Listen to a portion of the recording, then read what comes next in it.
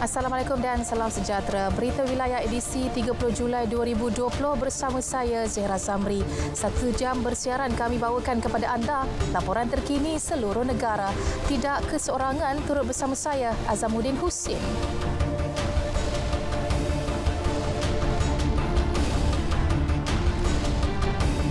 Ya, Zara, berita wilayah hari ini akan turut bersiaran secara langsung dari Sabah dan juga Sarawak. Antara fokus di negeri di bawah bayu hari ini, rakyat diminta tidak panik susulan pembubaran Dewan Undangan Negeri. Dan dari Bumi Kenyalang, Datuk Gerawat Gala mengangkat sumpah pelantikan semula sebagai timbalan Speaker Dewan Undangan Negeri Dun Sarawak.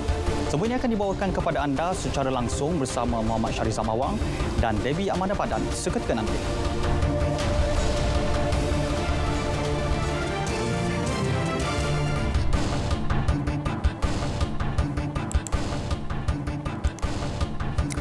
Dewan Undangan Negeri Dun Sabah dibubarkan berkuat kuasa hari ini. Ketua Menteri Datuk Seri Muhammad Shafie Apdal mengumumkan pembubaran dalam sidang media khas di Pusat Pentadbiran Kerajaan Negeri PPNS Kota Kinabalu selepas mendapat perkenan yang di-Pertua Negeri Tun Juhar Datuk Mahiruddin di Istana Negeri Kota Kinabalu pagi tadi. Saya telah pun bertemu dengan Tuan Yang Terutama Tun Datuk Seri Panglima Dr. Haji Johar bin Datuk Haji Mahiruddin semalam, dan saya telah menyatakan tentang hasrat dan tujuan kita. Semalam saya hantar 29 hari bulan Julai surat daripada saya sendiri selaku Ketua Menteri dan juga pemerintah di Perdana Negeri. Maka saya telah membuat keputusan untuk memohon kepada Tuan Yang Terutama untuk membubarkan Dewan Undangan. Terdahulu, Datuk Seri Muhammad Shafie yang juga Presiden Parti Warisan Sabah mengadakan perjumpaan bersama kepimpinan kerajaan negeri di Pejabat Pentadbiran Negeri Sabah selepas berjumpa yang di-Pertua Negeri Sabah di Istana Negeri Kota Kinabalu. Semalam, bekas Ketua Menteri Sabah Tan Sri Musa Aman yang mengumumkan telah membentuk satu gabungan baharu bersama-sama adun Sabah dari pelbagai parti. Baik, sebelum ke paparan berita seterusnya, kita ikuti sidang media mengenai COVID-19 oleh Ketua Pengarah Kesihatan Dato' Dr. Nur Hisham Abdullah.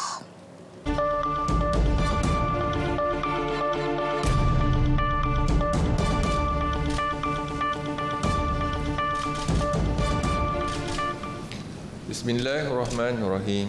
Assalamualaikum warahmatullahi taala wabarakatuh. Salam sejahtera dan selamat petang kepada seluruh rakyat Malaysia. Sama dengan saya petang ini adalah Datuk Dr. Chong Kee Kiong, Dr. Nur Hayati Rusli dan juga Dr. Hisham Shah. Kementerian Kesihatan Malaysia ingin memaklumkan bahawa terdapat 5 kes yang telah pulih daripada jangkitan COVID-19 pada hari ini. Jumlah kumulatif kes yang telah pulih sepenuhnya daripada COVID-19 adalah sebanyak 8,617 kes, iaitu bersamaan dengan 96.1% daripada jumlah keseluruhan kes. Sehingga 30 Julai 2020 jam 12.30 hari, terdapat 8 kes baru yang telah dilaporkan. Ini menjadikan jumlah kes positif COVID-19 di Malaysia adalah sebanyak 8,964 kes. Oleh itu, jumlah kes aktif dengan kebolehjangkitan COVID-19 telah meningkat kepada 223 kes dan mereka telah diasingkan dan diberi rawatan di hospital. Ingin dimaklumkan daripada 8 kes baru yang dilaporkan pada hari ini, 3 kes adalah kes import yang mendapat jangkitan di luar negara, iaitu melibatkan 2 warga negara Malaysia dan seorang bukan warga negara. 3 kes import tersebut adalah dari negara yang pertama, 1 kes daripada Kazakhstan, 1 kes daripada Filipina dan 1 kes pendatang tanpa izin ditahan dan disaring sebelum ditempatkan di depo tahanan Immigration Kuas Langkawi. Kesemua 5 kes penularan di dalam negara adalah di kalangan warga negara Malaysia. Perinciannya adalah seperti berikut. Di wilayah Persekutuan Kuala Lumpur, 1 kes saringan di sebuah pusat perubatan swasta. Di negeri Johor, 1 kes saringan sebelum pembedahan di Hospital Rompin, Dan di Sabah 3 kes, iaitu 1 kes saringan rujukan ke Hospital Queen Elizabeth dan 1 kes saringan rujukan ke Hospital Queen Elizabeth daripada Hospital Kota Belud dan 1 kes saringan sebelum pembedahan di Hospital Tawau. Tiada kes di kalangan bukan warga negara Malaysia dilaporkan dalam penularan tempatan. Sehingga kini terdapat 3 kes positif COVID-19 dirawat di unit rawatan rapi dan 1 kes memerlukan bantuan pernafasan. Adalah dimaklumkan bahawa tiada pertambahan kes kematian berkaitan COVID-19 dilaporkan pada hari ini. Justru jumlah kumulatif kes kematian COVID-19 di Malaysia adalah kekal sebanyak 124 kes, iaitu bersamaan dengan 1.38% daripada jumlah keseluruhan kes. Umat Islam bakal meraihkan Hari Raya Aidiladha pada 31 Julai 2020.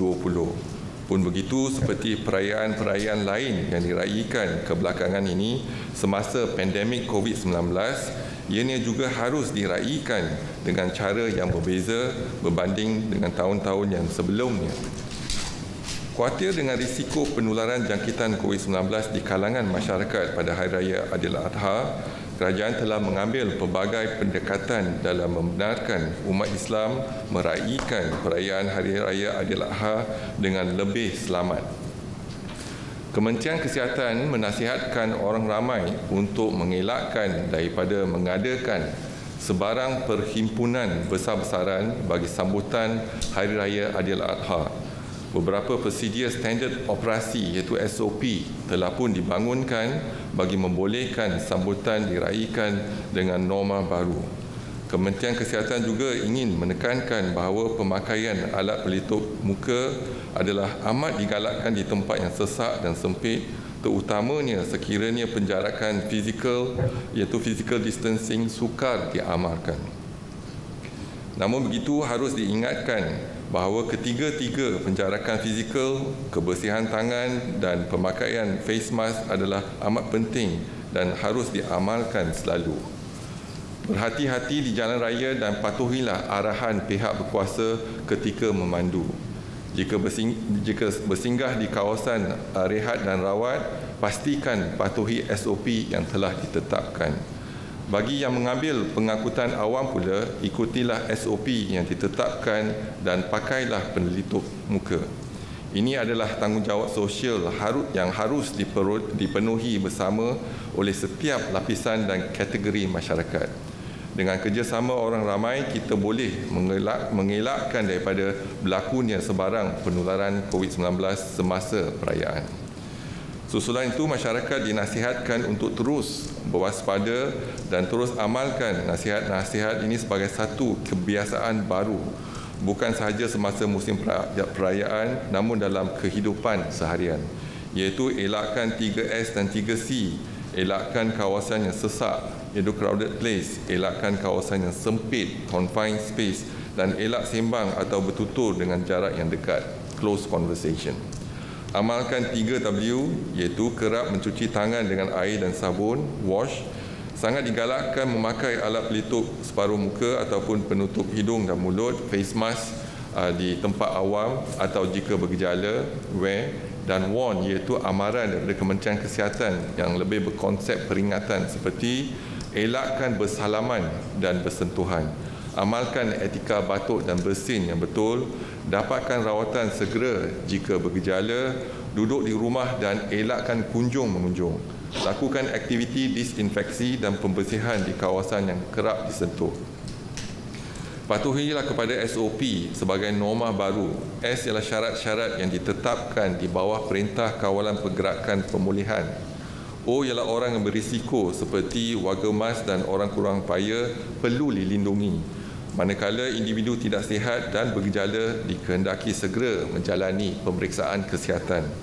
P ialah penjarakan fizikal, physical distancing diamalkan pada setiap masa iaitu sekurang-kurangnya 1 meter.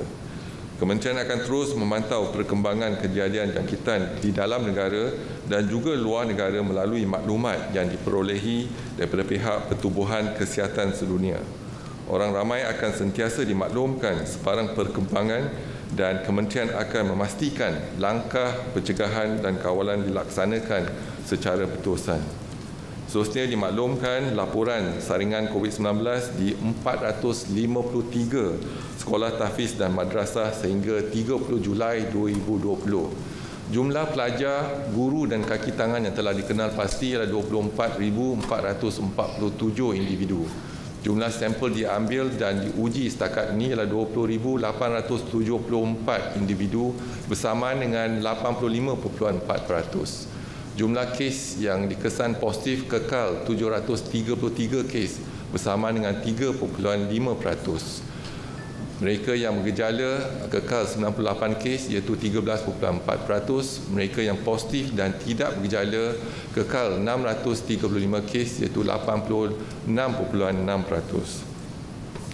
Seterusnya laporan saringan COVID-19 di 453 pasar di seluruh negara sehingga 30 Julai 2020. Jumlah peniaga, pekerja, pemandu dan lain-lain yang dikenal pasti adalah 45,841 individu.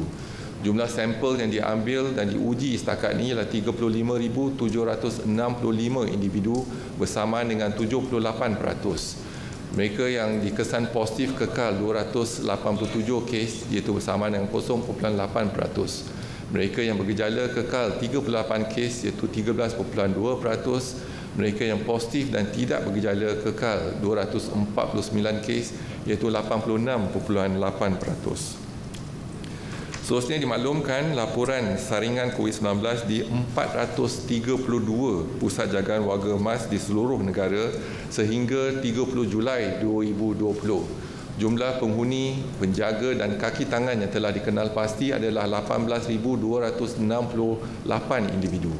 Jumlah sampel diambil dan diuji setakat ini ialah 16,425 individu bersama dengan 89.9%. Jumlah kes yang positif kekal 47 kes iaitu 0.3%. Mereka yang bergejala kekal 11 kes iaitu 23.4%. Dan mereka yang positif dan tidak bergejala kekal 36 kes iaitu 76.6%. Dimaklumkan rakyat Malaysia dan pemastautin tetap yang pulang dari luar negara dan didapati positif COVID-19 dari 3 April sehingga 30 Julai 2020 adalah sejumlah 762 kes. Dan pada hari ini ada pertambahan 3 kes iaitu warga negara Malaysia masing-masing 1 kes yang pulang dari Kazakhstan dan Filipina dan seorang pendatang tanpa izin yang ditahan dan disaring sebelum dimasukkan ke depo tahanan imigresen Kuah Langkawi dan didapati positif. Dimaklumkan laporan jumlah kumulatif saringan dan ujian COVID-19 di kalangan warga asing sehingga 30 Julai 2020 adalah sejumlah 69,005 individu dan jumlah kes positif yang dikesan adalah 2,670 kes bersama dengan 3.87%. Dan daripada jumlah tersebut, 64 kes masih dirawat dan diasingkan di hospital Kementerian Kesihatan dan 1 kes dirawat di unit rawatan rapi. Jumlah kes kematian kekal 5 kes iaitu bersama dengan 0.19%. Seterusnya dimaklumkan laporan 4 kluster depo tahanan imigresen sehingga 30 Julai 2020. Yang pertama ialah depo tahanan imigresen Bukit Jalil, individu yang disaring kekal 1,662 individu, jumlah kes positif ialah 650, melibatkan 647 bukan warga negara. Yang kedua, depo tahanan imigresen Sepang, individu yang saring kekal 1,477, jumlah kes positif 72, melibatkan 72 bukan warga negara. Dan untuk depo tahanan imigresen Semenyih dan depo tahanan sementara imigresen Putrajaya, kedua-dua telah pun tamat tempoh pengawasan dan pemantauan untuk tempoh 28 hari. Seterusnya dimaklumkan sehingga 30 Julai 2020 sejumlah 69 kluster telah pun tamat tempoh pengawasan dan pemantauan untuk 28 hari. Pada hari ini kluster Bukit Bintang juga telah tamat pengawasan dan pemantauan, iaitu kluster ini melibatkan 11 kes dilaporkan. dan melibatkan 1 warga negara Malaysia dan 10 bukan warga negara, dan tiada kes kematian didapati dalam kluster Bukit Bintang. Seterusnya dimaklumkan laporan kluster COVID-19 yang aktif di Malaysia sehingga 30 Julai 2020 yang kesemua 24 kluster yang aktif pada hari ini tiada pertambahan kes dikesan, iaitu daripada Depo Tahanan Imigresen Bukit Jalil dan seterusnya tiada pertambahan langsung. Seterusnya dimaklumkan kapasiti harian 56 makmal COVID-19 yang menjalankan RT-PCR setakat 29 Julai 2020 adalah sejumlah 37,336 ujian seharian. Dan semalam kita berjaya melaksanakan 6,329 ujian seharian bersama dengan 17%, dan masih ada data-data kes negatif daripada makmal swasta yang belum disalurkan kepada Kementerian Kesihatan. Seterusnya dimaklumkan laporan jumlah kumulatif ujian saringan COVID-19 untuk pesakit sebelum menjalani pembedahan di Hospital Kementerian Kesihatan, iaitu pre-op testing, adalah sejumlah 79,242 pesakit. Daripada jumlah tersebut, hanya 36 pesakit yang dikesan positif COVID-19, iaitu bersama dengan 0.1%. Seterusnya dimaklumkan laporan jumlah kumulatif ujian RTK antigen sehingga 29 Julai 2020 adalah sejumlah 110,358 ujian telah dijalankan. Jumlah kes yang dikesan positif adalah 263 kes, iaitu bersama dengan 0.2%.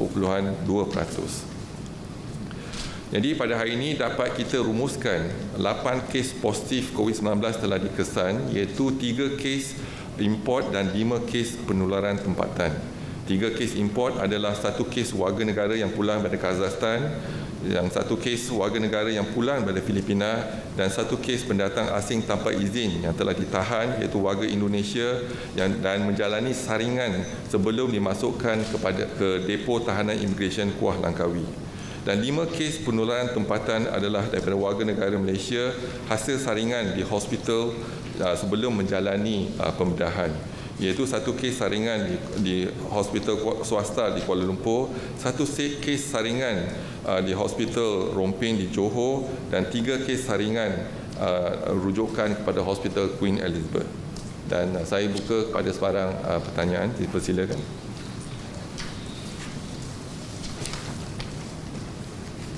Hello, good evening, Dato'.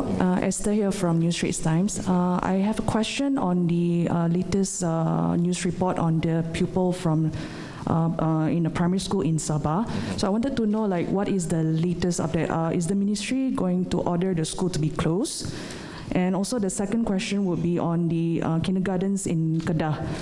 What's the current situation right now, and will there be more kindergartens be closed after this? Yeah, that's all. Thank you, Dato'. All right, thank you for the question. We have 2 cases, school children reported in Sabah, and as of when we look into the 2 cases, one have not attended the school. The patient has a fever and has been treated. And we did a screening. It was positive for COVID-19. And the other case we detected, she has, complication of burns and have been referred to the hospital.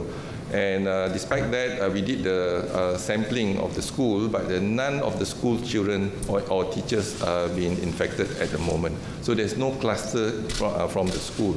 So for those, both children, we have been admitted to the hospital, and we are treating them, isolating them, and treating them. So rest assured that there's no cluster formed in the school with regards to the 2 children. Then the cases in Kedah, yes, we have identified the cluster, but we do not suggest a closure of a school or even tadika.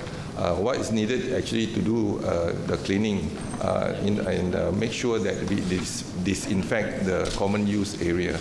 We are doing the screening, and we hope that from what we have done from Kedah, for example, from until 31st of July 2020, iaitu sehingga 30 Julai 2020 jam 12.30 hari, 143 orang telah disaring, Daripada jumlah tersebut, 6 kes dikesan positif COVID-19, 67 kes negatif dan 70 masih menunggu keputusan. 70 orang yang masih menunggu keputusan telah diletakkan di bawah perintah pengawasan perintah di pemerhatian di rumah, iaitu has home surveillance order being given to the 70 when we do not have the results yet. So I think rest assured we are doing our public health intervention in Kedah as well in Sabah.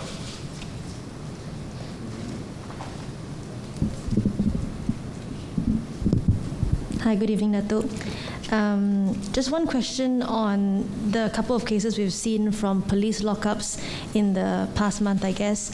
There was one in Sabah who was found positive after the detainee was tested before being released from prison. Another one from Seremban, non-Malaysian, was found positive when I think the person was screened before being transferred to prison, and another one was a detainee at a Negeri Sembilan lockup as well.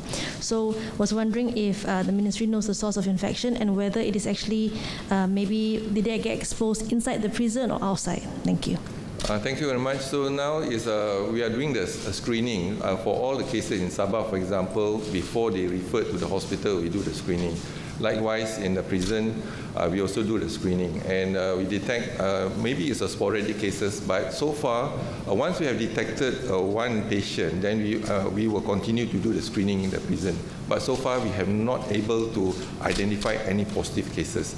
And the screening, again, the positivity, we are not sure whether it's a fragmented, that means it's an old case that is actually been exposed but still detected positive, or is actually a new incident. But we have already isolated the patient, and we continue the screening in the prison. So far there's no positive cases been detected.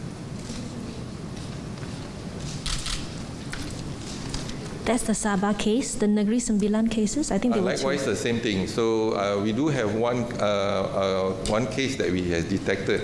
But even like, for example, now we do the screening for the Depo Tahanan Immigration before we detain them in the Depo Tahanan, make sure that their test is negative. But occasionally we have one positive that we are doing the screening for them. So when we have one case positive, we will continue to do the active case detection among themselves. And this is something that we are ongoing, that we are doing for all the detention centres.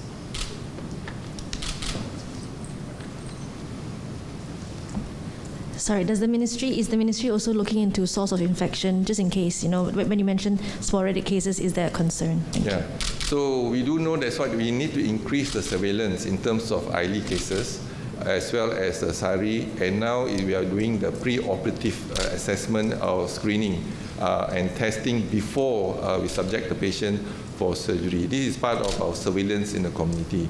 So if we have one case that we manage to isolate, then we will continue to do active case detection and those who have exposed to this positive patient. That is our modus operandi in terms of public health intervention, and we hope that we are able to continue.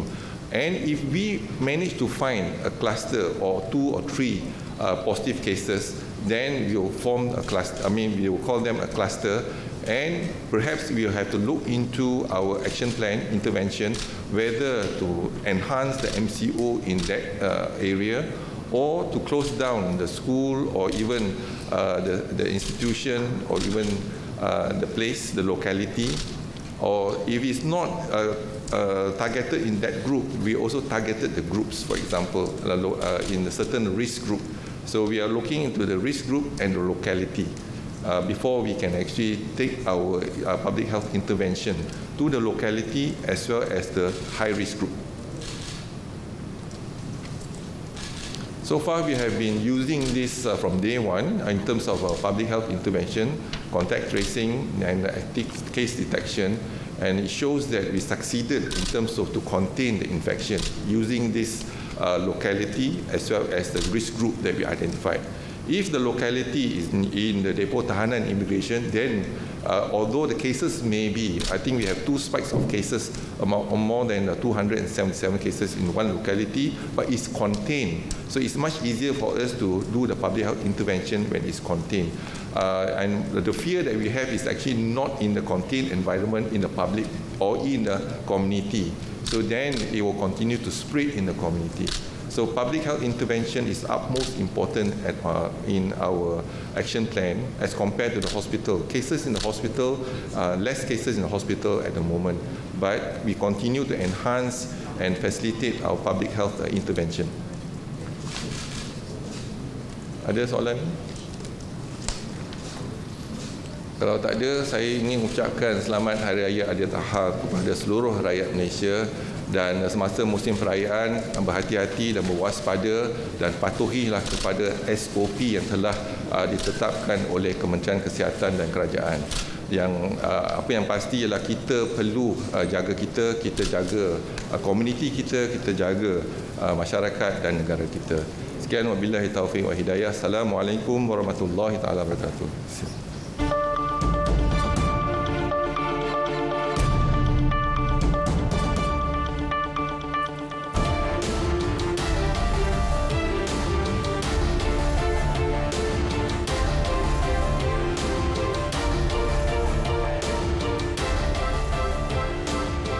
Masih bersama dalam berita wilayah. Perkembangan negeri Sabah, rakyat diingatkan agar tidak panik dengan pembubaran Dewan Undangan Negeri Sabah.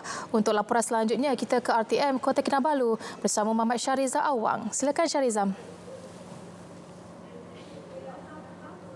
Terima kasih Zera. Assalamualaikum dan salam sejahtera. Susulan pengumuman pembubaran DUN Sabah, dalam sidang media khas tersebut, Datuk Seri Muhammad Syafiee Apdal menyatakan pembubaran tersebut bagi menyerahkan mandat kepada rakyat Sabah untuk memilih calon yang bakal mentadbir negeri ini. Sudah sampai waktu dia untuk kita menyatakan bahawa kita pulangkan kepada rakyat negeri Sabah. Saya berharap bertenang semuanya dan kita pastikan supaya kita hadapi cabaran ini, ya, dalam perlembagaan yang ada 60 hari, ya, dissolution yang perlu ditetapkan oleh Suruhanjaya Pilihan Raya yang ada untuk menetapkan waktu dia. Menurut Datuk Seri Muhammad Syafiee, walaupun Dewan Undangan Negeri dibubarkan, namun beliau akan terus menjadi Ketua Menteri Sabah sementara atau caretaker selama tempoh 60 hari sehingga Suruhanjaya Pilihan Raya SPR mengumumkan tarikh pilihan raya negeri. Sebelum ini, DUN Sabah mempunyai 65 kerusi termasuk 5 adun dilantik dan majoriti mudah ialah 33 kerusi.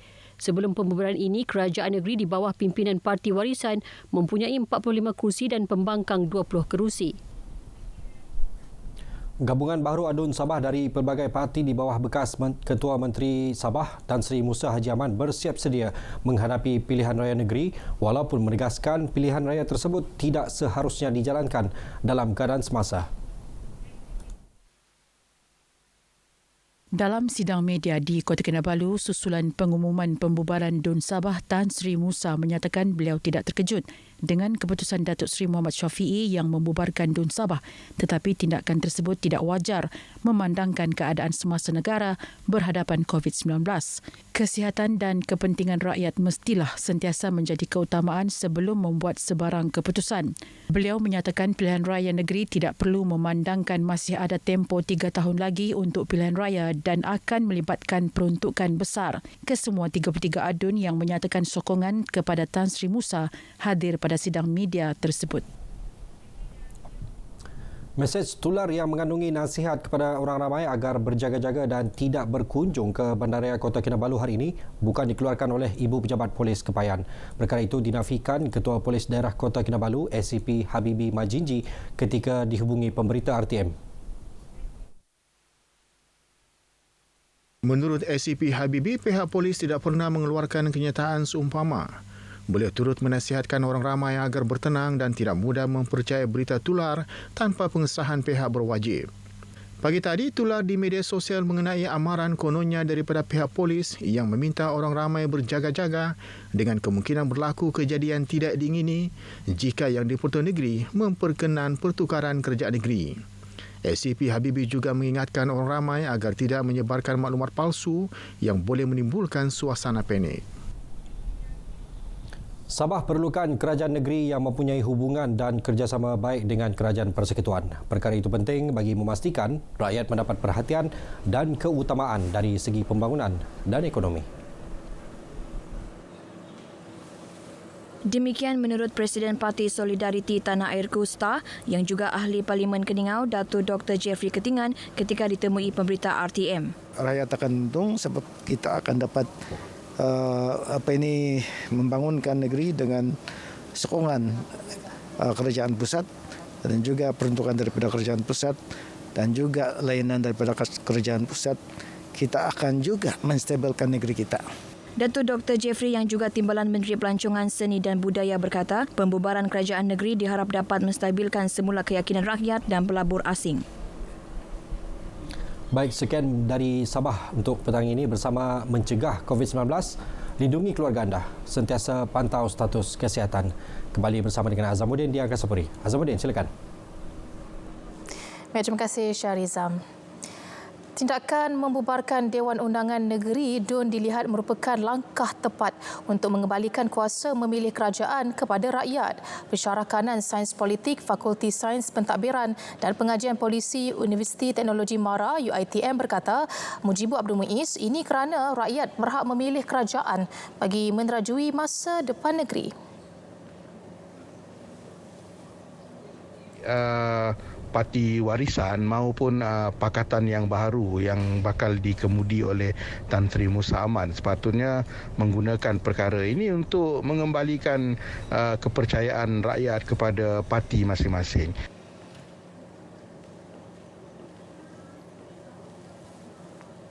Baik, ini pula susulan laporan kes positif COVID-19 melibatkan seorang pelajar sekolah rendah di Sabah. Menteri Kanan Keselamatan Datuk Seri Ismail Sabri Yaakob berkata, Kementerian Pendidikan sedang meneliti tindakan lanjut berhubung situasi berkenaan. Ia termasuk mempertimbang cadangan untuk menangguhkan sesi persekolahan sekali lagi atau hanya membenarkan pelajar yang akan menduduki peperiksaan utama sahaja meneruskan sesi pembelajaran di sekolah. Keputusan mengenai akan diumumkan dalam masa terdekat. Kementerian Pendidikan sedang meneliti secara terperinci perkara ini dan sedang mempertimbangkan keputusan mereka dan insya-Allah kita tunggulah, mungkin kajian Kementerian Pendidikan akan umumkan sama ada untuk tidak membenarkan lagi atau membenarkan lagi pelajar di tahun rendah ini, tahun 1, 2, 3 dan sebagainya, ataupun hanya membenarkan di peringkat pelajar yang mengambil peperiksaan. Saya percaya perkara ini sedang dipertimbangkan. InsyaAllah Kementerian Pendidikan akan membuat keputusan dalam waktu yang terdekat. Semalam, Menteri Kesihatan dan Kesejahteraan Rakyat Sabah memaklumkan sekolah pelajar yang disahkan positif COVID-19 itu tidak perlu ditutup. Sebaliknya, hanya para pelajar di dalam kelas terlibat sahaja diarah kuarantin selama 14 hari. Pembangunan projek sistem transit rapid RTS yang menghubungkan Johor Bahru, Singapura bakal bermula Januari 2021. Projek yang menelan kos RM3.716 bilion itu akan dilaksanakan melalui 2 fasa, dengan fasa pertama melibatkan kerja-kerja awam atau pembinaan selama 4 tahun, manakala fasa kedua membabitkan kerja pemasangan sistem. Menteri Pengangkutan Datuk Seri Dr. Wee Ka Siong memaklumkan sebaik beroperasi, RTS sepanjang 4 km itu dijangka mampu membawa kira-kira 288,000 penumpang setiap hari. Mengikut jadual pelaksanaan, ianya akan dilaksanakan mengikut jadual dan akan dapat beroperasi pada penghujung 2026. Ianya tidak terjejas kerana kita telah mengambil kira peruntukan yang sepatutnya diberikan untuk projek RTS, satu projek demi kepentingan negara. Dan ianya adalah satu projek yang memberi impak tinggi dan ia dapat mengurangkan kos kesesakan, congestion cost, di mana mereka yang menggunakan tambak Johor, kalau tanpa perkhidmatan ini agaknya masa akan dibazir. RTS juga bakal dilengkapi 2 kompleks imigresen dan kastam CIQ di Bukit Cagar, Johor Bahru dan Woodlands North, Singapura. Selain itu, fasiliti turut melibatkan penyediaan 1,500 tapak parkir kenderaan. Pembukaan depo baharu Wadihana pula akan membuka 1,500 peluang pekerjaan. Sementara itu, Menteri Besar Johor Datuk Hasni Mohamad yakin projek RTS akan beri impak positif kepada negeri itu. Kita sedia maklum bahawa apabila pembangunan ini juga melibatkan pembinaan depo rel di Wadihana di sebelah Johor, juga merupakan satu berita yang memberi kita satu harapan bahawa peluang pekerjaan tentunya dapat disediakan, kepakaran baru dalam bidang-bidang yang ditawarkan. Presiden UMNO Datuk Seri Dr. Ahmad Zahid Hamidi mengumumkan bahawa parti itu membuat keputusan untuk tidak akan bersama Perikatan Nasional lagi. Sebaliknya, UMNO akan memperkasakan Muafakat Nasional bersama PAS dan komponen Barisan Nasional BN. Datuk Seri Dr. Ahmad Zahid berkata sokongan kepada Kerajaan Perikatan Nasional ketika ini hanya berlandaskan sokongan ahli Parlimen UMNO dan BN serta adun dalam pembentukan kerajaan pusat dan kerajaan di beberapa negeri. Jawatan Kuasa Induk Muafakat Nasional sebelum ini telah memutuskan untuk UMNO dan PAS memberi keutamaan bagi memperkukuhkan Muafakat Nasional.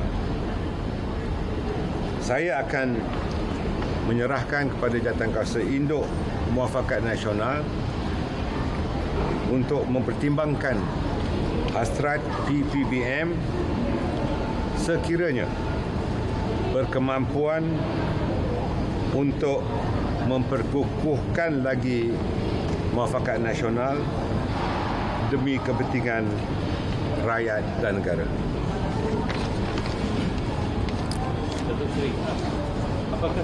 Beliau menyatakan demikian selepas menghadiri perbicaraan kesnya di Kompleks Mahkamah Kuala Lumpur. Tan Sri Muhyiddin Yassin selaku Presiden Bersatu dalam pertemuan dengan ahli Parlimen BN semalam menyatakan hasrat membawa partinya menyertai MN.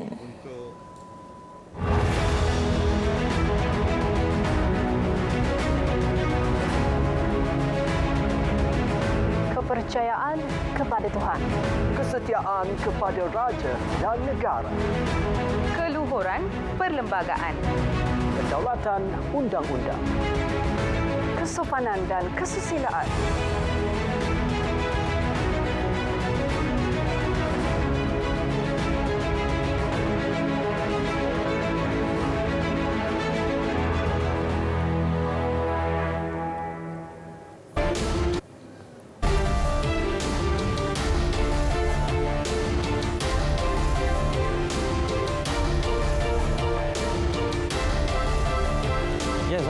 Lintas langsung dari Sarawak, antara fokus utama Datuk Gerawat Gala mengangkat sumpah pelantikan semula sebagai Timbalan Speaker Dewan Undangan Negeri DUN Sarawak.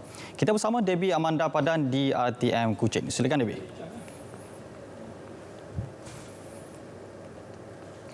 Terima kasih Azamuddin. Selamat petang dan salam sejahtera.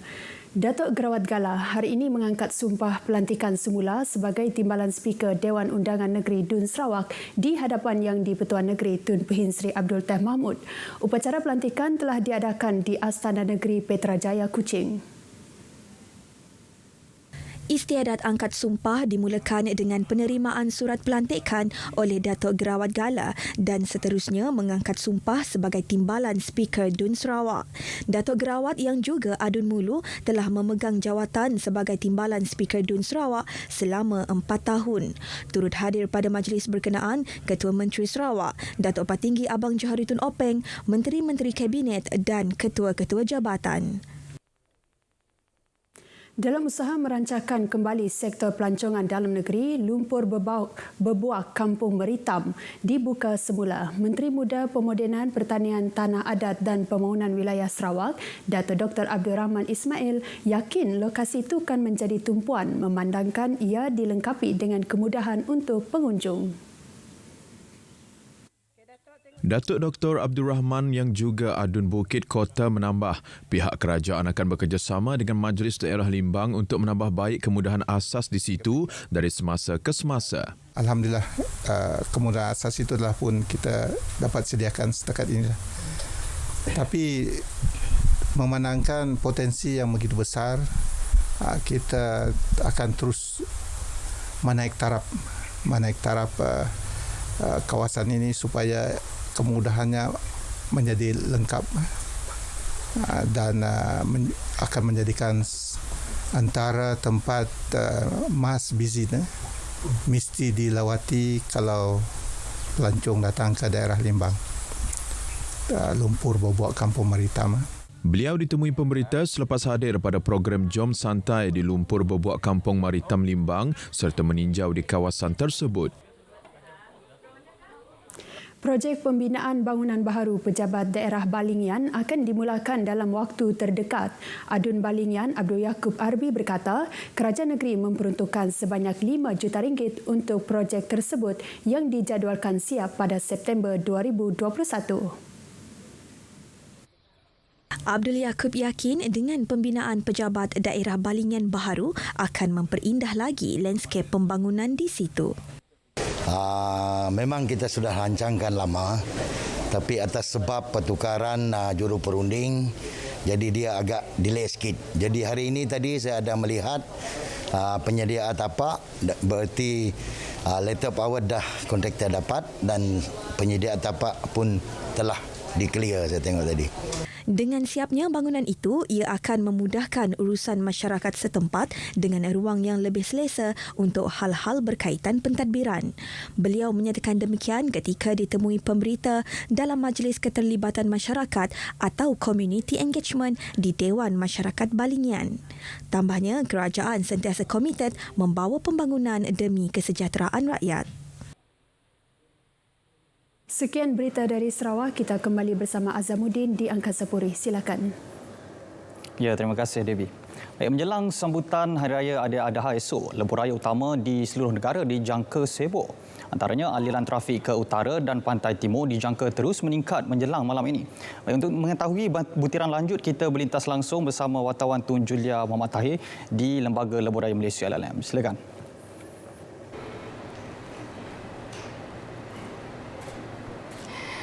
Baiklah Azam dan Zehra, saya sudah pun berada di Ibu Pejabat Lembaga Lebuh Raya Malaysia LLM di Bangi ini sejak jam 12 tengah hari tadi. Dan apa yang saya boleh kongsikan melalui pemantauan di CCTV di sini, aliran trafik ke sekitar jam 12 hingga 3 petang tadi seperti yang dijangka sesak, terutama di Lebuh Raya menghala ke pantai timur dan juga utara. Dan ketika ini aliran trafik terus bertambah di ketiga-tiga arah Lebuh Raya ke pantai timur, utara dan juga selatan. Jadi untuk mengetahui situasi sebenar dengan lebih terperinci lagi keadaan trafik di lebuh raya utama di seluruh Malaysia, saya bersama dengan Tuan Syed Muhammad Faizal Syed Ahmad, iaitu Ketua Pusat Pengurusan Trafik LLM. Jadi Tuan Syed, terima kasih kerana sudi bersama kami. Boleh tak Tuan Syed kongsikan situasi sebenar semasa keadaan trafik daripada semalam sehingga ke saat ini? Okey, daripada pemantauan pihak kami di Pusat Pengurusan Trafik LLM ini, pada petang ini kita dapati bahawa keadaan trafik terkawal, di mana kemungkinan pengguna-pengguna telah merancang perjalanan mereka, kemungkinan akan memulakan perjalanan selepas waktu pulang daripada waktu bekerja lah. Jadi kita menjangkakan bahawa walaupun terkawal, kita menjangkakan bahawa keadaan trafik ini kemungkinan akan meningkat pada sebelah malam, terutamanya pengguna-pengguna yang akan ke pantai timur untuk menggunakan lebuh raya KL Karak, LPT 1 dan LPT 2. Jadi manakala di lebuh raya utara selatan pula, pada ketika ini kita dapati bahawa keadaan trafik di bahagian utara telah berlaku sedikit kesesakan ataupun kenderaan semakin bergerak perlahan, terutamanya di sebelah Rawang ke Tanjung Malim, and then daripada Slim River ke Sungai dan seterusnya dia akan merebak sampai ke Bido. Begitu juga di kawasan-kawasan yang mendaki di area Gua Tempurun.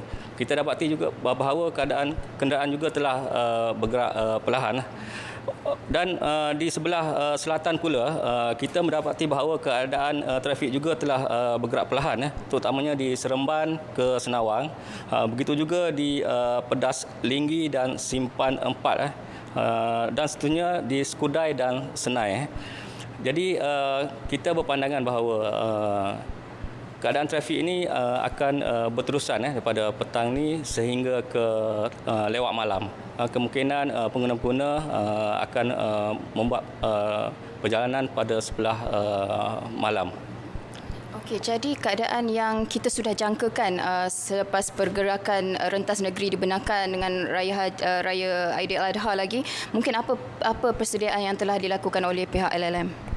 Okey, LLM telah membuat persediaan yang rapi dengan kerjasama pihak syarikat konsesi, di mana kita telah mengarahkan untuk pihak konsesi mendapatkan bantuan daripada pihak-pihak rela untuk memantau keadaan trafik di kawasan-kawasan Plaza Tol. Begitu juga di kawasan-kawasan rehat dan rawat. Kita telah menyediakan SOP-SOP yang perlu dipatuhi untuk memastikan penularan wabak COVID-19 ini dapat dibendung. Di mana pihak pengguna diminta untuk membuat pemeriksaan suhu badan ataupun memakai pelitup muka dan tidak berada begitu lama di kawasan rehat dan rawat. Selain itu, pihak LLM juga menyarankan untuk pengguna-pengguna membuat pembelian makanan secara bungkus untuk mengelakkan kesesakan di Plaza Tol. Selain itu, pihak LLM juga telah mengarahkan bahawa pihak syarikat konsesi tidak boleh membuat sebarang penutupan lorong di lebuh raya utama, terutamanya lebuh raya Kuala Lumpur Karak. Untuk membuat penyelenggaraan kita tak benarkan. Jadi kita akan walau bagaimanapun untuk kerja-kerja kecemasan kita benarkan. Ini untuk memastikan bahawa pergerakan trafik untuk pengguna balik ke kampung ni begitu lancar dan selamat. Okey, terima kasih Tuan Said. Semoga perkongsian ini dapat memberi manfaat terutamanya kepada anda untuk merancang perjalanan anda, dan apapun patuhi SOP. Sebarang pertanyaan boleh hubungi talian 1-800-7752 atau talian Infotrafik ataupun layari Twitter Infotrafik di @LLM Infotrafik. Jadi jangan lupa bersama saya lagi untuk mengetahui keadaan trafik semasa jam 8 malam nanti di Berita Perdana. Kita kembali bersama Azam dan Zehra. Ya, terima kasih Tun Julia. Baik, di Pulau Pinang, 27% pertambahan kenderaan arah keluar direkodkan di Plaza Tol Juru Pulau Pinang setakat jam 4 petang tadi. Dan untuk perkembangan semasa, kita bersama Abdullah Mahyudin di sana. Silakan Abdullah.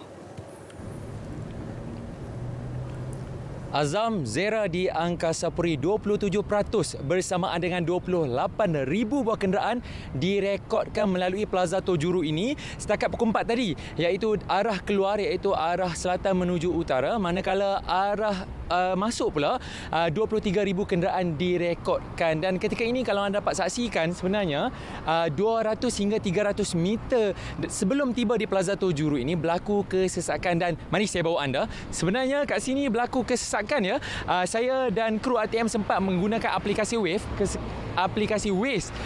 Kesesakan di Plaza Tol Juru ini sehinggalah ke Plaza Tol Sungai Dua, dan saya kira kesesakan ini berpunca bukan penduduk Pulau Pinang sendiri yang sudah langsung melaksanakan tugas kerja nak pulang ke rumah, ditambah dengan pertambahan 28,000 kenderaan yang saya kata tadi itu menyebabkan berlaku kesesakan di Plaza Tol Juru ini 200 hingga 300 meter sebelum Plaza Tol Juru hinggalah ke Plaza Tol Sungai Dua. Dan sepanjang pengamatan saya di sini bukan saja melaporkan tetapi memerhati sebenarnya ada beberapa pengguna yang tiba di Plaza Tol Juru ini di lorong-lorong tertentu, sentuh saja petak pembayaran, kad touch and go, nilai kad touch and go tak mencukupi. Bak kata Eli Mazlin, usah ditambah bara yang tersimpan. Saya nak pesan kepada pengguna, selain merancang perjalanan anda, memastikan smart tag anda mencukupi, berfungsi dengan baik dan mematuhi SOP, pastikan nilai kad touch and go anda mencukupi sebelum anda memulakan perjalanan supaya tidak menyusahkan anda sendiri dan juga pengguna-pengguna yang lain. Dan saya kira setakat itu dahulu lintas langsung buat anda yang sudah bergerak dan tiba ke destinasi desa tercinta untuk menyambut Aidiladha. Sebelum tiba, peluk orang yang anda sayang tu, pastikan basuh tangan, sanitize, kalau boleh mandi terlebih dahulu. Dan untuk penonton RTM yang menonton RTM ketika ini, sedikit pesanan untuk anda, kelekati di Tepak Tembaga. Ada Pinang, belahlah Pinang. SOP kalau tak jaga, kita tak menang, COVID yang senang. Saya kira setakat itu dahulu lintas langsung di Plaza Tojuru ini. Kembali bersama Azam dan Zera di Angkasa Puri. Silakan. Ya, Abdullah begitu bersemangat di Tol Juru ya. Baik, dalam perkembangan sama, semakin ramai perantau yang mulai pulang ke Kelantan apabila jumlah kenderaan dilihat semakin bertambah sejak pagi tadi. Untuk laporan terkini keadaan trafik di sana, kita bersama Majidah Ismail di Kota Baru. Silakan Majidah.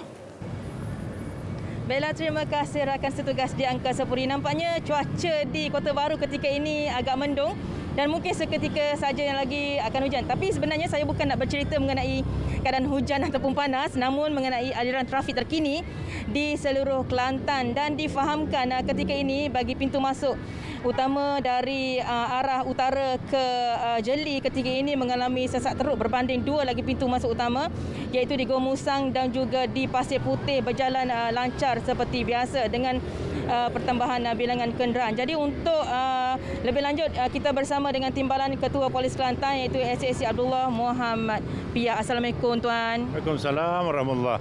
Okey, difahamkan di Jeli ketika ini dan sejak dari pagi tadi kenderaan sesak. Macam mana tu tuan? Okey, saya maklumkan keadaan lalu lintas secara umum dahulu di Kelantan. Pada keseluruhannya pergerakan kenderaan di bandar-bandar utama dan jalan-jalan utama di negeri Kelantan berjalan lancar tetapi perlahan. Bagi pintu-pintu masuk utama ke negeri Kelantan iaitu di laluan Gua Musang ke Kota Baru, laluan Jertih Pasir Putih ke Kota Baru, kenderaan berjalan lancar, tetapi bagi laluan Gerik Jeli ke negeri Kelantan terdapat sedikit kesesakan bermula daripada Empangan Pergau tu sehingga ke Bukit Bunga.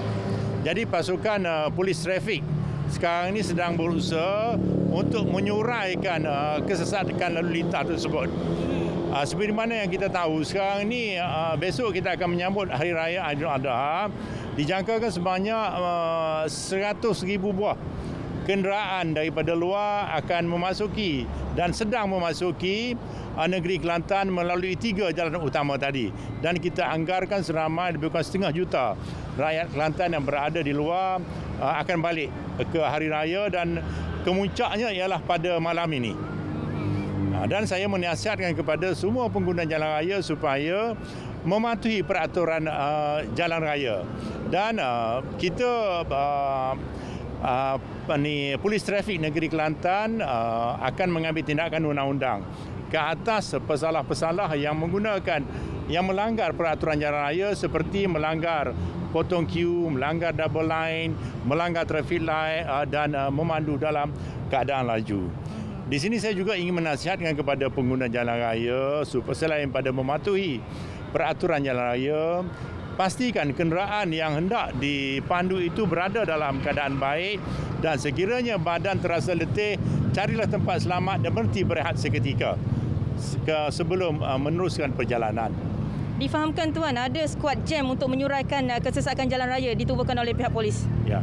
Terima kasih. Kita telah menubuhkan skuad jam di segenap daerah iaitu di 10 daerah di negeri Kelantan yang terdiri daripada pegawai dan anggota. Skuad ini berfungsi untuk menyurai mana-mana kawasan yang terdapat kesesakan lalu lintas. Dan pasukan ini bergerak mulai daripada 29 hari bulan sehingga 3 hari bulan 8.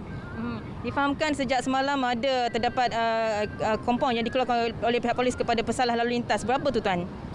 Kompaun yang telah kita keluarkan sebanyak 700 17 bagi kesalahan tak pakai topi keledar, memandu laju, memotong double line, potong queue dan melanggar lampu isyarat. Okay, baiklah, terima kasih Tuan atas penerangan lanjut itu. Jadi kepada anda perantau yang masih lagi berada di jalan raya, ingat patuhi SOP, jaga diri kita. Kembali kepada rakan penyampai di Angkasa Puri, silakan. Ya, Majedah, terima kasih dengan laporan trafik di sana. Baiklah, berita wilayah diteruskan ke perkembangan cuaca semasa di seluruh negara bersama Pegawai Meteorologi Abdul Aizat. Silakan, Aizat.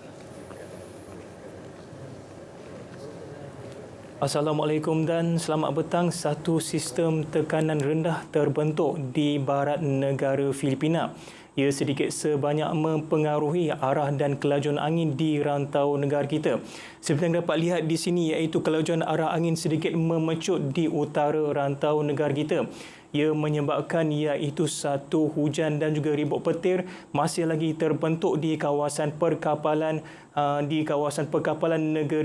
negeri Sabah dan juga Sarawak. Dan dijangka juga keadaan ini akan berterusan sehingga ke malam ini. Justru itu, Met Malaysia mengeluarkan amaran angin kencang dan juga laut bergelora kategori pertama seperti yang berlorikan warna kuning di sini. Ia dijangka akan berlaku pada esok hari dan berterusan sehingga ke 4 Ogos 2020.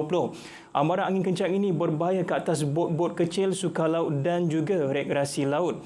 Sebagai tambahan lagi juga, Met Malaysia mengeluarkan amaran cuaca waspada pada hari ini, iaitu mewakili kawasan-kawasan yang berlorek warna kuning di sini, iaitu di kawasan negeri Sabah, melibatkan bahagian pantai barat, pedalaman wilayah Persekutuan Labuan dan juga bahagian Kudat bagi negeri Sabah. Amaran ini berkuat kuasa pada hari ini dan dijangka akan berterusan sehingga ke esok hari. Kejadian ini boleh menyebabkan risiko limpahan air laut di kawasan pesisir pantai dan juga di muara sungai bagi kawasan terbabit.